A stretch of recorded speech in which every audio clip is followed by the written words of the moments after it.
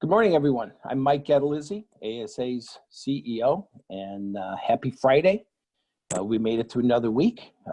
It's been another tough week for a lot of folks as we talk to members around the country, but there is hope. We're getting through it. We're starting to see some signs of things slightly improving. The officials are talking about lightening up some of the restrictions, and there seems to be a sense of calm over the country right now. So we're grateful for that.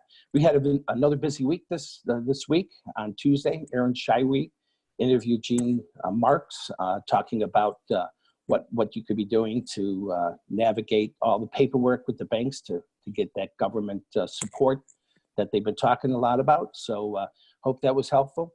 Wednesday had another phenomenal economic session with ASA's chief economist, Chris Keel. Had over 400 people signed in for that one. And again, had a phenomenal session with Chris.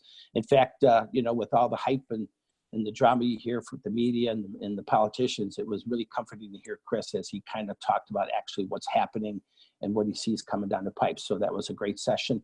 Next week, we'll have that third and final session with Chris. Yesterday, we had Mike Miazga interviewed another distributor town hall meeting with several distributors talking about what they're doing to get through this crisis. So that was another great session for that. So we'll continue to do that next week as we provide you critical information that hopefully you're not getting anyplace else. So we know you're getting bombarded with a lot of information about what's going on and what you should be doing. So we're trying not to do that. Our COVID site on the ASA homepage, we post everything there. So check it every day, because every day we're putting new videos, new information that's pertinent. Also, we launched our Connect virtual peer networking program with the communities, and several of the sessions have already filled up. So we're taking names for launching a second session. I know the ops is full, the trainer one is full, so we'll be taking a waiting list for those to open up a second one. So you're responding to that very well. So we look forward to those programs and helping you with best practices virtually without having to go to an event. So that seems to be doing a great job. So I thought we'd take just a few minutes on this short video to talk about what ASA is doing for the future, because we are going to come out of this. And before we got into it, ASA and the exec committee and the leadership had been talking for the last year and a half or so about the three major challenges facing you in the future. One of them was technology. The other is talent. I know it's kind of hard to think about talent right now when a lot of you are probably furloughing your folks and letting some folks go.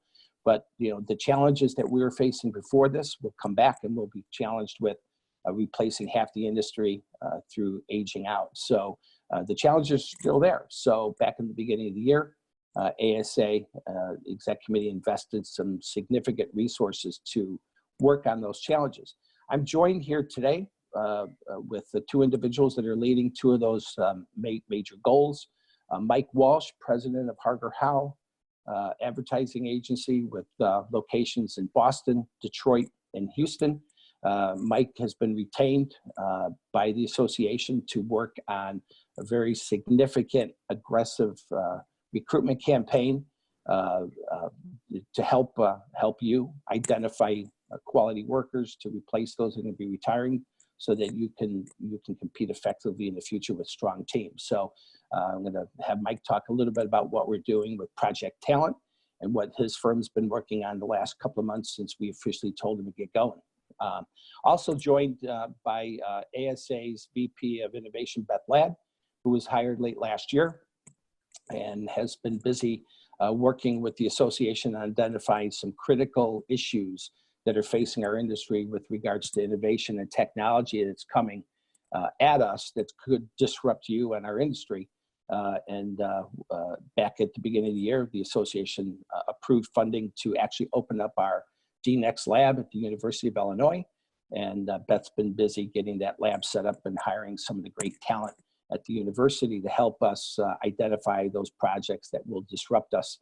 Not that we haven't been disrupted enough with COVID. So Beth, I wonder if I could just ask you to kind of give a little update as to what you've been doing and some of the great things that are happening at the university.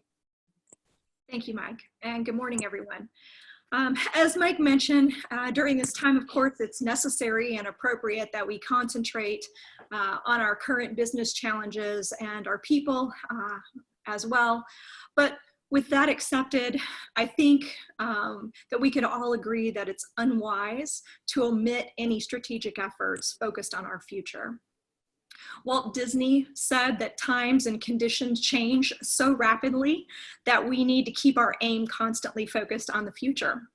And that's exactly what we're doing with the ASA's Building One Future, and specifically the DNext initiative. As you may remember, and Mike mentioned, ASA committed to investing in our collective future by opening an innovation lab at the University of Illinois, and that's largely what I've been focused on since joining ASA last year. Thus far in 2020, we have secured a space, and as of this week, the renovation and preparation of that space is nearing completion. Within the last 35 days, I have spoken to over 70 college students who have expressed an interest in joining the lab, and of those, thus far, we have invited 4 to join the DNext team. Very diverse backgrounds of those young folks, math and statistics, an MBA, a young woman pursuing her Juris Doctorate, and an accounting major. And we are looking forward with anticipation to a summer 2020 beginning. So I'm honored and excited to be leading this strategic effort. And I think it's important that we remember that this is a tangible reminder that when the current clouds clear, we will be here, smartly positioned and pursuing our collective future. And Beth, as I've been talking with you, I've really got excited about the students that are coming on board and about the team that you're assembling, kind of a broad base group of students, both grad students as well as undergrad students. So we're excited about that. Can you give us a couple of quick ideas of some of the initial programs that you're going to have them working on during the summer once the lab is fully functional? Yeah, initially, I think we're going to focus, the initial group of students will focus on laying a foundation that will be useful for all the future student team members of the lab. So we're going to work on building a foundation or a knowledge base of understanding of the industry and its roles and what's important to each of those roles in the industry. We have to remember that although those things might be obvious to us, those who work in the industry day to day, they are not obvious to college students who haven't worked in distribution and don't work in the supply chain space. So the first step is going to be really going out and talking to people, doing primary as well as secondary research and laying that foundation, and then producing deliverables that will be able to be used not only by those students for subsequent projects, but for future students. Exciting. I can't wait to get going. Original goal was to be up and running April 1st, but with everything that's going on, construction delays, most importantly, delays in getting equipment, chairs, tables, all those factories are basically shut down. So, you know, you can bring students in, but you're all going to be sitting Indian style on the floor. So just have to wait just a little bit longer till we get going. So excited to see some of the work coming out of that lab. So thanks, Beth. Thank you.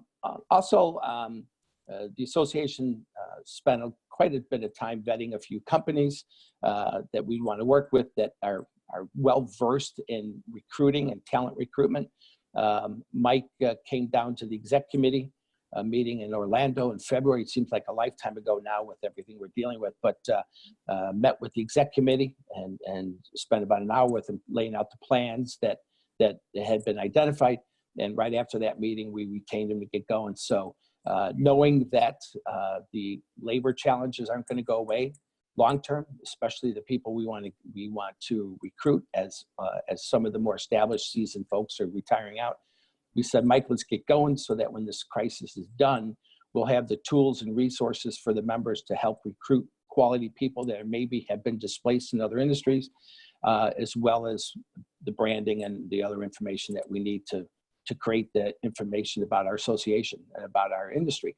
The funny thing, Mike, when we met in February, one of our greatest challenges was what exactly is supply chain?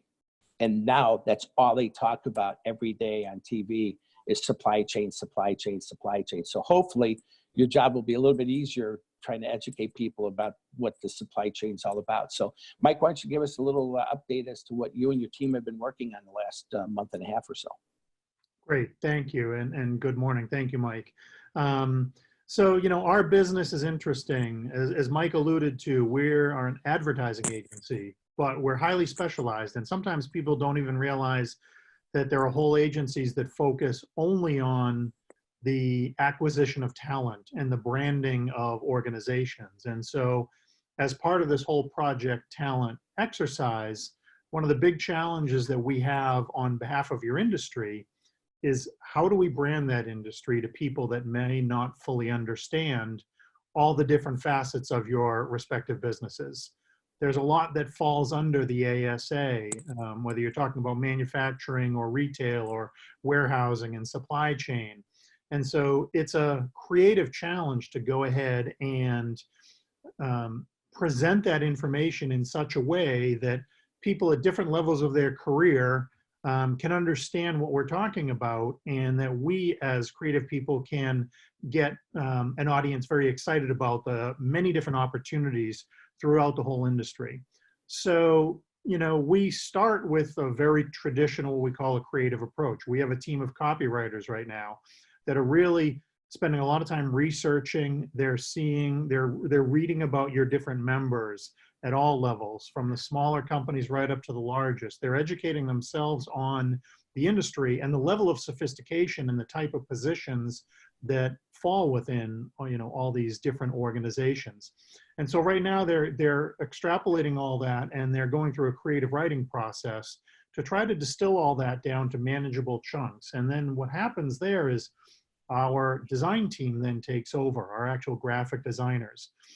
And so we start this creative process to ultimately come up with material that can be meaningful to an audience that, again, may not necessarily have an understanding about what the supply industry really actually means and all the opportunities that you have to offer. Because as you said, Mike, we are going to come out of this, and it's a competitive world out there. People are vying for talent, whether it's high tech or healthcare or automotive and so on. And so organizations have to be very mindful of how they're communicating and what they're communicating to these audiences. So again, that's our job, and that's the process we're going through right now.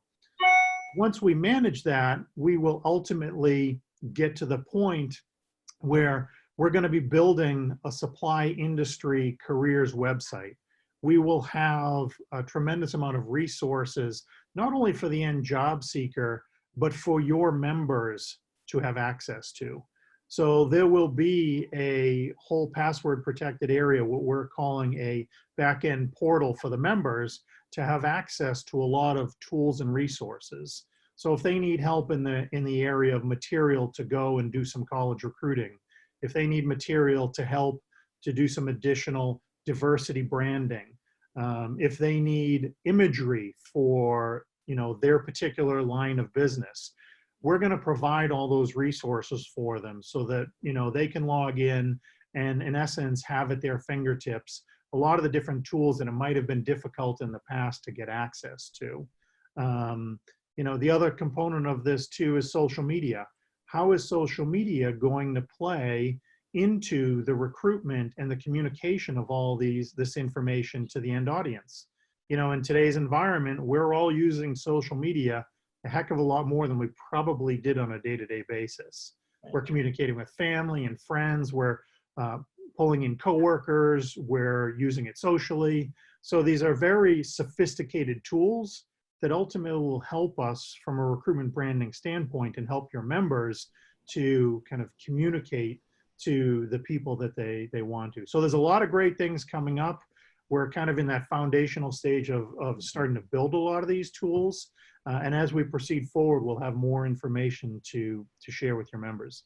Yeah, we're excited about that. I know we talked a lot about building that website, that portal, that as people come to our industry into that portal, eventually they will be able to navigate them to our members around the country and let our members help sell that individual on career opportunities that exist both in the industry as well as their companies. So we're excited about that. When we talked earlier, Mike, I was pretty impacted when you said that I think it was roughly 50 videos that you pulled from members' web pages, that your team had been going to all of our members' web pages and pulling content that they had. Can you tell us a little bit about that and how you're going to use that? Sure. So as we've all seen, we're making a video right now. So it's an incredible way to communicate with people. Mm-hmm. And, you know, if we distill down what our job is here, it's really about education.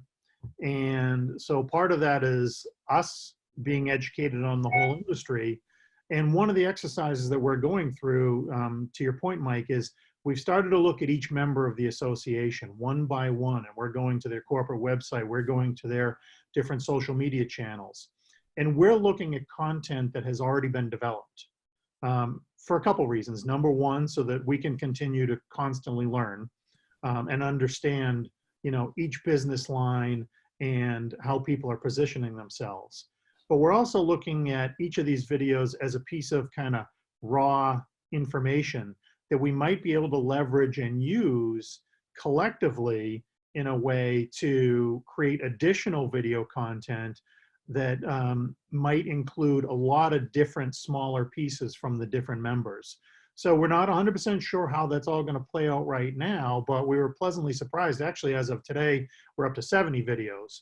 Wow. So that process is ongoing, and we're chipping away because one of the big things that we're looking at is how to really leverage the power of video going forward for members and the whole association. Awesome. Hey, thanks, Mike. And Beth and Mike, both, thank you both for helping to lead these two critical initiatives. We're looking at multi-million-dollar investment over the next number of years to help position our members to not only thrive and survive in the future, but so what you're doing is critically important, and we appreciate that. So, guys, I know you're still dealing with you know, what's going on right now in terms of keeping your doors open, maintaining sales and those challenges, but we are not only helping you in that area, but quietly behind the scenes, we're preparing for that future when we do come out of it and the time is right for you to grab onto some of these great resources. So have a great weekend. We'll be back next week with another series of webinars and information to help you. So stay safe. Thanks, everybody.